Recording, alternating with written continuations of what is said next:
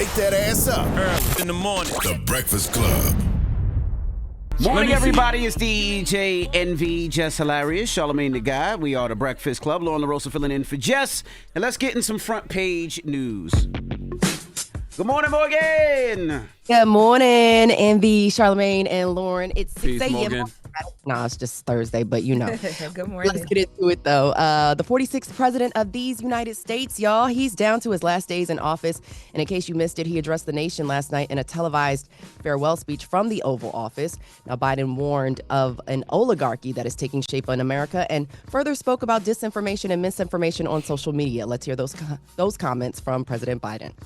Today, an oligarchy is taking shape in America of extreme wealth, power, and influence that literally threatens our entire democracy, our basic rights and freedoms, and a fair shot for everyone to get ahead. Americans are being buried under an avalanche of misinformation and disinformation. The free press is crumbling. Editors are disappearing. Social media is giving up on fact-checking. The truth is smothered by lies told for power and for profit. Any thoughts on that? Yeah, I think it's highly hypocritical for any elected official in America to talk about oligarchy when all of them have been puppets for these PACs and, corporate donations for years. That's something that you hear Bernie Sanders talking about and John Fetterman talking about, how you got to take all of this corporate money out of politics. They're just, Elon Musk is just the person that's out there. When Earn Your Leisure was up here, I was likening Elon Musk to Diddy, which sounds crazy now, but what I'm talking about is the fact that he likes to be all up in the videos, all on the records. He's always tweeting. He's the face of it right now, but this has been going on for years. For a long time. For years. What time did Biden speak last night? I didn't even know he was on. It was I watched going on it for a minute. like 8 o'clock. That's Yeah, late for him. Yeah. Oh, okay. So he also expressed concern around AI, saying it's the most consequential technology of our time. He said unless safeguards are in place, AI could spawn new threats to citizens and how we protect our nation. He said in the age of AI, it's more important than ever that we must govern as Americans and lead in terms of what's going on with AI. In his farewell speech came hours after a ceasefire deal between Israel and Hamas was announced that will see the release of American hostages. He spoke shortly after Qatar announced the deal. Let's hear Biden's comments on the ceasefire deal. Because at long last, I can announce a ceasefire and a hostage deal has been reached between Israel and Hamas. More than 15 months of conflict that began with Hezbollah's brutal massacre on October the 7th. More than 15 months of terror for the hostages, their families, the Israeli people. More than 15 months of suffering. Israel will negotiate the necessary arrangements to get phase 2, which is a permanent end of the war. Let me say it again, a permanent end of the war. Well, we certainly hope that is the case. Now, Biden said the elements of the deal are the same as what he laid out last May.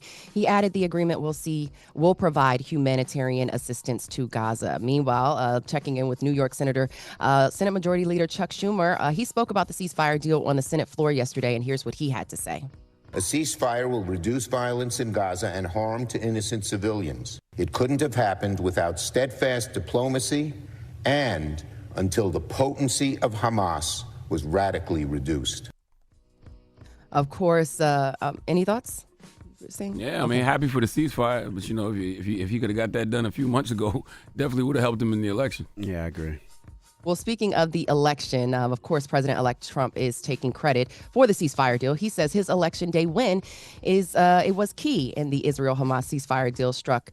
He wrote on Truth Social yesterday, this epic ceasefire agreement could have only happened as a result of our historic victory in November.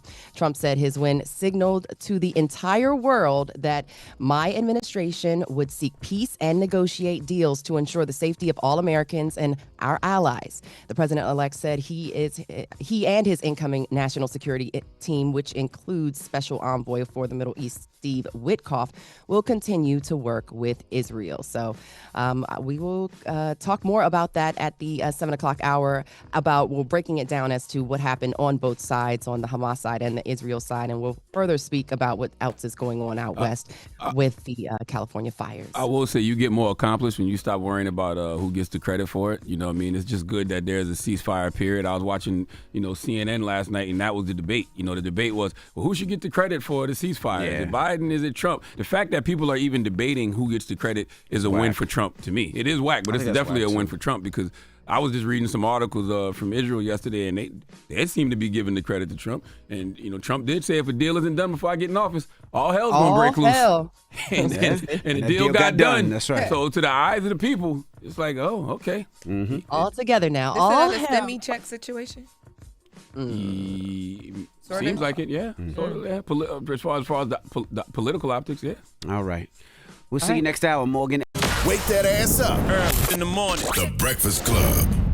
Morning, everybody. It's DJ NV, Jess Hilarious, Charlamagne the Guy. We are the Breakfast Club. Now let's get in some front page news. What up, Morgan? What up, what up? What up is that there is a ceasefire deal that has been struck. I mean, we've been asking for it to happen, and it has happened. Israel and Hamas are in agreement on a ceasefire in Gaza and a hostage deal. The news was announced by Qatar on Wednesday, and State Department spokesperson Matthew Miller said this is a very positive thing, and he broke down what happened regarding the deal on both sides. Let's hear from Matthew Miller. After the killing of Yahya Sinwar, something that the United States very much supported, that delayed negotiations for weeks, well over a month, because Hamas was not in any position to make decisions. On the Israeli side, over time, you've seen them meet their overall strategic objectives. And so once they had killed Yahya Sinwar, that really realized the last strategic objective they had. So, of course, this comes as the two sides have been fighting for 15 months in the Gaza Strip after Hamas attacked Israel on October of 2023. The deal is set to go in effect on Sunday and includes Hamas releasing dozens of hostages in exchange for Palestinian prisoners. Now, the delegation from the U.S., Egypt, and Qatar worked to secure the end of the fighting. President-elect Trump had repeatedly warned that, as we said earlier, all hell will break out if a deal wasn't reached before he took office, and that is expected to happen on Monday, January the 20th. Now, during a confirmation hearing for Secretary of State, Florida Senator Marco Rubio, who is vying for the job, spoke about the deal, saying it is a positive thing. Let's hear from Marco Rubio. Credit to both the Biden administration and the Trump transition work side by side on helping this become about, and I hope that comes about. Part of that deal, as I understand it, is it has this very tenuous but important 6-week transitional period where it's going to require international cooperation to bring some level of stability in administration. And as previously mentioned, Rubio is making his case to lead the State Department. The confirmation hearing for Trump's cabinet pick got underway yesterday morning. Let's hear some of the sound from Marco Rubio's confirmation hearing yesterday as he vies for the job for Secretary of State. So while America too often prioritizes the global order above our core national interests, other nations continue to act the way nations have always acted and always will in what they perceive to be their best interest. In our very own hemisphere, narco-terrorists, and dictators, and despots take advantage of open borders to drive mass migration, to traffic in women and children, and to flood our communities with deadly fentanyl and violent criminals.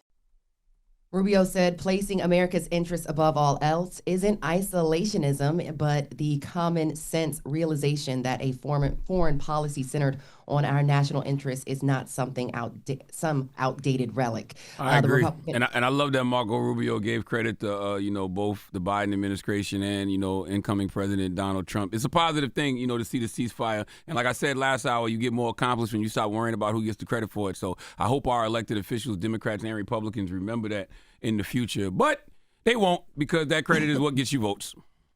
Well, the Republican Marco Rubio, I think it is important to note that he will become the first Latino to serve as Secretary of State if confirmed. Now, senators on both sides of the aisle, to your point, Charlamagne, signaled their support for Rubio, probably exactly for what you mentioned. And in California, Governor Gavin Newsom is pleading for President-elect Donald Trump to visit the devastation, the aftermath of what's going on in several neighborhoods in Los Angeles. Let's hear from Gavin Newsom's plea to President-elect Donald Trump. And he posted this, ironically, on TikTok. I don't want him just to see the damage. I want him to meet with the community. And I also want him to understand the magnitude of what just has occurred and how heroic they were, how heroic police and sheriff officers were and the folks that were on the ground, how heroic their actions were and how they saved lives. Of course, Newsom also says, like I mentioned before, the video was posted on TikTok, and he wants Trump to visit the area. And he also, of course, praised the first responders. Now, Trump visited California in 2018 after the deadly Camp Fire, which completely leveled the town of Paradise in Northern California. And he told Newsom he needs to sweep the forest floor at that point. So we'll see what happens in this new administration. Meanwhile, in California, containment efforts are ongoing. The Eaton fires is at a 45% containment with all 14,000 acres burned, while the Palisades fire is at 19% containment with 23,000 acres burned. This remains 25 fatalities, I believe, and an estimated 17,000 structures lost. Now, Los Angeles County Fire Department officials say crews are using infrared technology to find isolated heat sources on the perimeter of the Palisades fire, and the red flag warning has expired as of last night. Now, potentially strong Santa Ana winds are expected to return next week, which could bring critical fire and weather conditions into California again. So again, we'll keep you guys posted as to what's going on out west. But right now, that's your front page news. Hey, real quick, remember when I said a few weeks ago that Gavin Newsom, when he was saying things like he wanted to Trump-proof California, and I was like, now he inviting them out. I said that would backfire, because what happens when you need the federal government for something? And he needs him now. You are going to need the president for something. So stop saying things and doing things that sound good and, they go viral, but they aren't realistic. That's You're right. the governor of one of the biggest countries in one of the biggest states in the country, and the state with the biggest economy in the country. One of the biggest, when a tragedy happens, you're going to need the federal government. So, you say things like, I'm a Trump-proof guy. How are you going to Trump-proof the state? You want to keep the president out? It makes no sense. It don't make no sense. But all right. But thank you, Morgan. All right. Thank you, guys. That's your front page news. I'm Morgan Wood. Follow me on social at Morgan Media. And for more news coverage, follow at Black Information Network. Download the free iHeartRadio app and visit us at BINnews.com. Talk to y'all later. Wake that ass up early in the morning. The Breakfast Club.